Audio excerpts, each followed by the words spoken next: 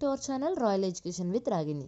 So ఈరోజు మన video ఏంటంటే 10th క్లాస్లో అయితే మనకి ఛందస్సుకు సంబంధించి ఒక బిట్ అయితే ఎగ్జామ్లో ఖచ్చితంగా వస్తుందన్నమాట. సో మీరు ఛందస్సు ఎలా గుర్తించాలి అంటే ముందు లఘువు అంటే ఏంటి, గురువు అంటే ఏంటి, ఈ లఘువు గురువులను ఎలా గుర్తించాలి, గణాలను ఎలా గుర్తించాలి, గణ విభజన ఎలా చేయాలి అన్న విషయాన్ని మొత్తం ఛందస్సుకు సంబంధించిన విషయాలన్నీ కూడా ఈ ఒక్క వీడియోలో డిస్కస్ చేసుకోబోతున్నాం అన్నమాట. సో ఫస్ట్ టైం మన వీడియోస్ని చూస్తున్నట్టయితే ప్లీజ్ సబ్స్క్రైబ్ బటన్ పక్కనే ఉన్న బెల్ ఐకాన్ అయితే ఆల్లో ఉంచుకోండి. సో మన లేటెస్ట్ అప్డేటెడ్ వీడియోస్ అనేవి అన్నీ కూడా నోటిఫికేషన్ ద్వారా మీకు వస్తాయన్నమాట. అండ్ అలాగే వీడియో అయితే ఎక్కడ స్కిప్ చేయకుండా చూడండి. సో దాని ద్వారా మీకు ఎలా గుర్తించాలి ఛందస్సు అంతా కూడా బాగా అర్థమవుతుంది అన్నమాట. అండ్ అలాగే వీడియోస్ నచ్చినట్టయితే ప్లీజ్ లైక్ చేసి షేర్ చేసి అండ్ ఏమైనా డౌట్స్ ఉన్నట్టయితే కమెంట్ చేయండి, నేను రిప్లై ఇవ్వడానికైతే ట్రై చేస్తానన్నమాట. So let's go to the video. ఛందస్సు గురించి తెలియాలంటే లఘువు గురువు అంటే ఏంటో తెలియాలి. లఘువు గురువు వీటినే ఏకమాత్ర గణాలని కూడా అంటారనమాట. లఘువు అంటే ఏదైతే నిలువుగా ఉందో దాన్ని లఘువు అంటారు, ఏదైతే క్యాపిటల్ యూ షేప్లో ఉందో దాన్ని గురువు అంటారు.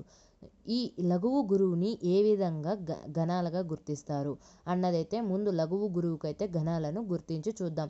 సో దాని ద్వారా మీకు ద్విమాత్ర గణాలు, త్రిమాత్ర గణాలు, చతుర్మాత్ర గణాలు ఎలా గుర్తించాలనేది ఈజీగా అర్థమవుతుందన్నమాట.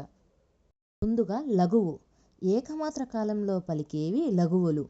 హర్ష్వాలన్నీ కూడా లఘువులే అవుతాయన్నమాట. హర్ష్వాలు అనగా మనకి ప్లెయిన్ అక్షరాలు ఏవైతే ఉంటాయో అక్షరమాలలో ఆ, ఈ, ఉ, రు, ఏ, ఓ, ట, త, త, గ అంటే ఇలా ఉదాహరణకు చెప్పుకుంటే ఇలాంటి అక్షరాలు ఏవైతే ఉంటాయో వీటిని హర్ష్వాలు అంటారు.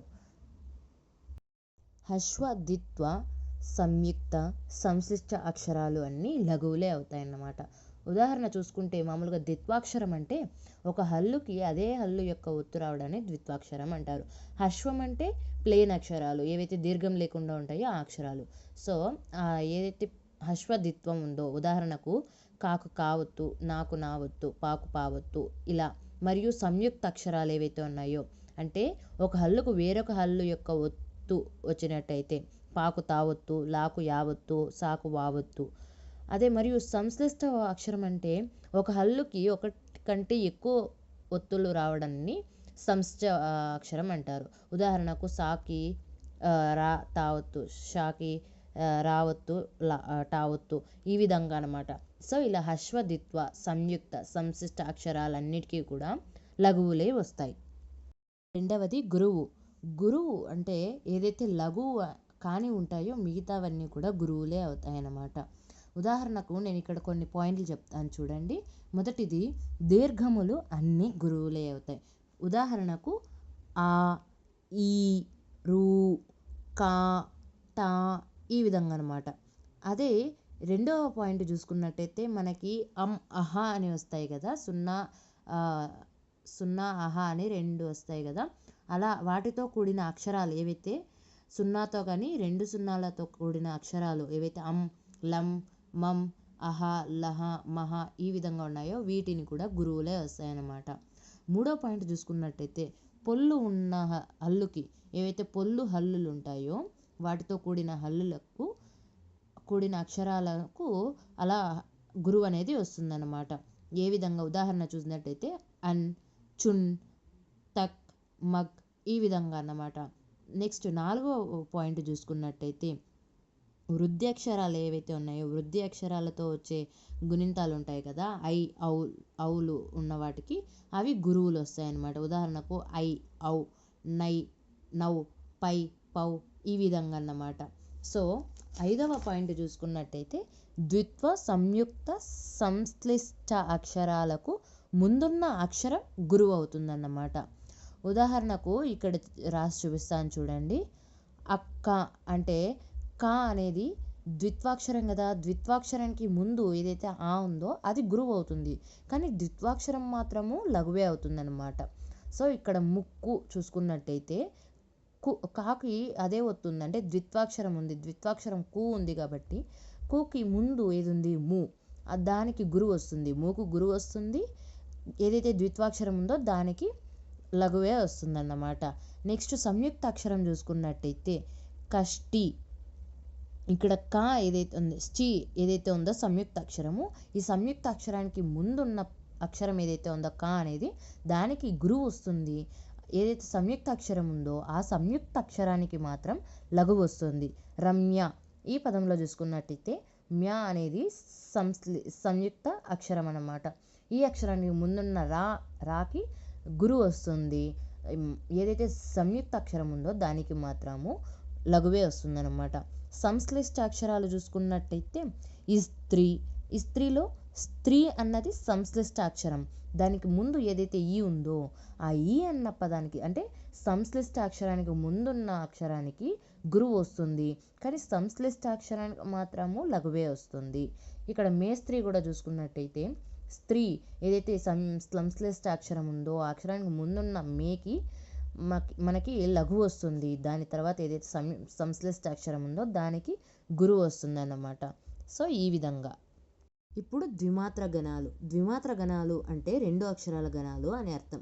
ఏకమాత్ర గణాలు వస్తే మనకి ద్విమాత్ర గణాలు వచ్చేసినట్టే అన్నమాట. ఏకమాత్ర గణాలు అంటే లఘువులు గురువులే. ఈ లఘువులు గురువులతో ఏర్పాటయ్యేదే ఈ ద్విమాత్ర గణాలు కానీ త్రిమాత్ర గణాలు కానీ మిగతా ఏవైనా కానీ. ఇక్కడ ద్విమాత్ర గణాలు చూసుకున్నట్టయితే లలం, లగం, గలం, గగం అనే ఇవి ఉన్నాయన్నమాట. యాక్చువల్గా లా అంటే లఘువు, గా అంటే గురువు అని గుర్తుపెట్టుకున్నట్టయితే ఈ గణాలని గుర్తుపెట్టుకోవడం చాలా ఈజీ అనమాట. చూడండి, లలం అంటే 2 లా ఉన్నాయి కాబట్టి 2 లఘువులు అని అర్థం.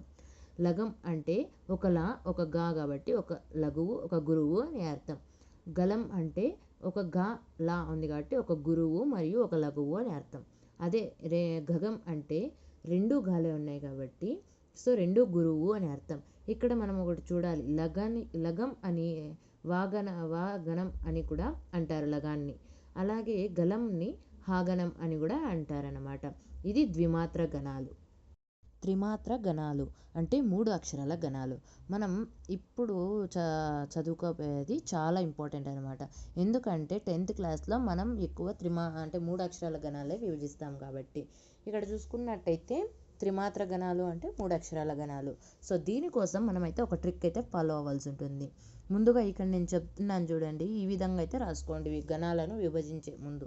చూడండి, యమాత, రాజ, భాన, సలగం ఈ విధంగా రాసుకుని దానిపైన మనం మామూలుగా ఏకమాత్ర గణాలకి ఏ విధంగా అయితే లఘువులు గురువులు అయితే గుర్తించుకున్నామో సో ఆ విధంగా వీటికి కూడా గుర్తించండి. చూడండి, యా అంటే దానికి దీర్ఘం లేదు కాబట్టి లఘువు వస్తుంది. మా కాబట్టి దీర్ఘం ఉంది కాబట్టి గురువు. తా, రా ఈ రెండిటికి కూడా గురువు అంటే దీర్ఘం ఉంది కాబట్టి గురువు వస్తుంది. జా అంటే ప్లేన్ అక్షరం కాబట్టి లఘువు. బా అంటే గురువు. నా, స, లా ఈ మూడిటికి కూడా లఘువే వస్తుంది ఎందుకంటే ప్లేన్ అక్షరాలు కాబట్టి.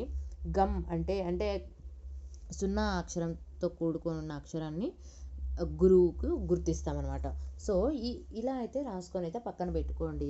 ఇక్కడ మనం చూసుకున్నట్టయితే ఇప్పుడు ఇక్కడ మనం ఏవైతే రాసామో ఈ ట్రిక్ను ఉపయోగించి గణాలను అనేది చూస్తాం. చూడండి, ఇక్కడ యాగనం అని ఉంది కదా, యాగనం అంటే మనం పైన ఎక్కడైతే ట్రిక్ అనేది రాసుకున్నామో సో ఈ గణాలు అయితే రాసుకున్నామో ఆ గణాల నుంచి యాగనం అంటే యా మొదలైంది కాబట్టి ఆ గణం నుంచి మనం 3 త్రిమాత్ర గణాలు అంటే 3 అక్షరాల గణాలు కాబట్టి 3 తీసుకుంటాం. యాగనం అంటే 3 తీసుకుంటాం. లఘువు గురువు గురువు సో ఈ విధంగా తీసుకుంటాం. మాగణం అంటే 3 గురువులు తీసుకుంటాం. చూడండి, మా నుంచి 3 గురువులు కదా ఉండేది, అంటే త్రిమాత్రం కాబట్టి 3 అక్షరాలే కాబట్టి తీసుకునేది అట్లా 3 గురువులు. తాగణం అంటే 2 గురువులు ఒక లఘువు. ఇక్కడ మనం పైన చూసుకున్నట్టే తా నుంచి మనకు 3 గణాలను విభజించుకున్నట్టయితే 2 గురువులు ఒక లఘువు అనమాట. అదేవిధంగానే మిగతా అన్నిటికి కూడా. రాగణం అంటే ఒక గురువు లఘువు గురువు. జాగణం అంటే ఒక లఘువు గురువు లఘువు. అదే భాగణం అంటే గురువు 2 లఘువులు. నాగణం అంటే 3 లఘువులు. సాగణం అంటే 2 లఘువులు ఒక గురువు. లగనం అంటే ఒక లఘువు ఒక గురువు అన్నమాట. సో ఈ విధంగా అయితే మనం విభజించుకుంటే సేమ్ మనం పద్యంలో విభజించేటప్పుడు కూడా త్రిమాత్ర గణాలే యూస్ చేస్తామన్నమాట. 3 అక్షరాలుగా విభజించుకున్న తర్వాత వాటికి మనము గణాలకైతే ఇలా విభజిస్తాము. విభజించిన తర్వాత మనకి ఒక లఘువు 2 గురువులు వచ్చాయనుకోండి త్రిమాత్ర గణాలుగా విభజించినప్పుడు దాన్ని యాగనం అంటాము. అదే 3 గురువులు వచ్చినప్పుడు మాగణం అంటారు. సో ఈ విధంగా అక్కడ వచ్చిన దాన్ని బట్టి మనం ఆ గణానికి పేరు పెడతామన్నమాట. సో అలా పెట్టిన తర్వాత మనం అది ఏ పద్యం అనేది గుర్తిస్తాము. ఇది మనకి త్రిమాత్ర గణాలు విభజన ఎలా గణాలు విభజన చేసుకోవాలి అన్నది. సో ఇది ఇవాల్టి మన వీడియో అన్నమాట.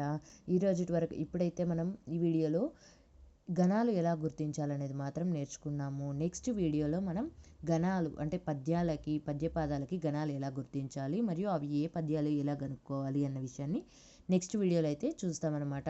ఆ వీడియో మీ నోటిఫికేషన్ ద్వారా ఖచ్చితంగా రావాలంటే మన ఛానల్ని సబ్స్క్రైబ్ చేసి సబ్స్క్రైబ్ బటన్ పక్కనే ఉన్న బెల్ ఐకాన్ అయితే ఆల్లో ఉంచుకోండి. అండ్ మీకు ఈ వీడియో నచ్చినట్టయితే ప్లీజ్ లైక్ చేసి షేర్ చేసి అండ్ మీకు ఏమైనా డౌట్స్ ఉన్నట్టయితే కామెంట్ చేయండి. నేను రిప్లై ఇవ్వడానికి ట్రై చేస్తాను.